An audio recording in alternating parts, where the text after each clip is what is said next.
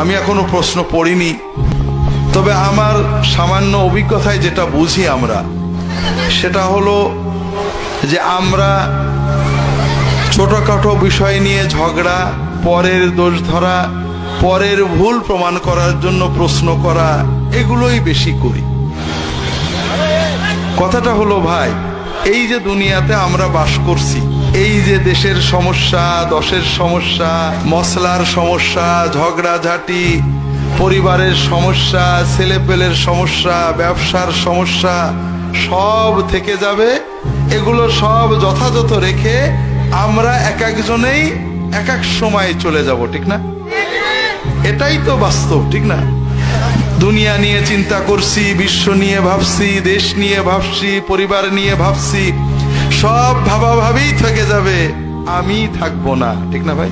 তো দুর্ভাগ্য ভাইরা, দুনিয়ার অনেক মানুষ গতানুগতিক চলে, কিছুই চিন্তা করে না, গরু ছাগলের মতোই চলে। আর যারা একটু চিন্তা করে, তারা পরকে নিয়ে চিন্তা করে, নিজেকে নিয়ে ভাবে না।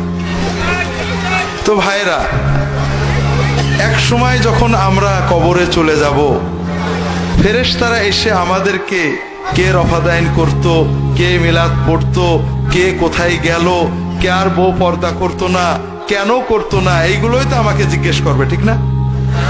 হ্যাঁ, এগুলোই তো জিজ্ঞেস করবে। তো ভাইরা, বড় কষ্ট লাগে আপনাদের বলি, দুনিয়ার অধিকাংশ মানুষ গতানুগতিক চলে, ভেড়ার মতো চলে। সকালে ওঠে, রাত্রে ঘুমায়, খায়, দায়, বাজার করে, কেন বেঁচে আছে তাও বোঝে না, কেন মরে গেল তাও বোঝে না। গরুর বাচ্চা জন্মায়, জোয়াল কাঁধে নেয়, কষাই জবই করে, শেষ। ওর খিদে লাগে, খায়, পায়খানা চাপে, হাগে, কিন্তু ওর জীবন কি বোঝে না। আমরা মানুষের বাচ্চারা অনেকে এরকম, ছোটবেলায় বড় হয়েছি, বিয়ে শাদী করেছি, বাজারে যাই, কেনই বা টাকা কামাই করি, এ টাকা রেখে যে কি হবে, কেনই বা বাজার করি, কেনই বা এলাম, কেনই বা গেলাম, কিছুই চিন্তা করে না। এরকম মানুষ বেশি।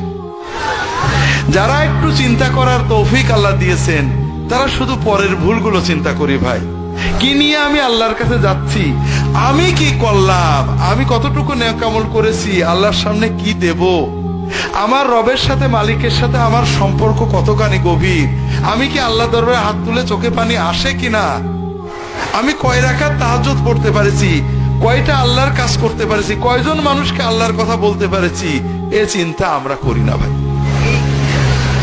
তা আমার কথা হলো ভাইরা, এইভাবে শয়তানের পিছে না চলে আসেন না, সবাই নিজের চিন্তা করি। যখন সময় পাই, সারাদিন তো দোকানের চিন্তা করি, বাজারের চিন্তা করি, নিজের চিন্তা তো আর করা হলো না। এই ছেলে মেয়ের চিন্তা করতে করতে, বউয়ের চিন্তা করতে করতে জীবন শেষ হয়ে গেল। মরার পরে বউ আর আমার কথা মনে রাখবে না, রাখবে ভাই?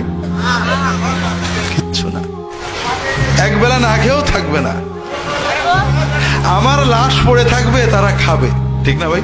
নিজের জন্য চিন্তা করা হলো না। একটু সময় পেলে পরের দোষ না চিন্তা করি, নিজেরটা চিন্তা করি ভাই, যে কি করলাম, কতটুকু নেক আমল আল্লাহর জন্য করেছি, কতটা, কয় রাকাত নামাজ বুঝে পড়ছি, কয়টা দোয়া আল্লাহর কাছে চোখের পানি দিয়ে করতে পেরেছি, কয়জন মানুষকে আল্লাহর পথে ডাকতে পেরেছি, এইটা চিন্তা করি। কথা কি বুঝতে পেরেছেন ভাই?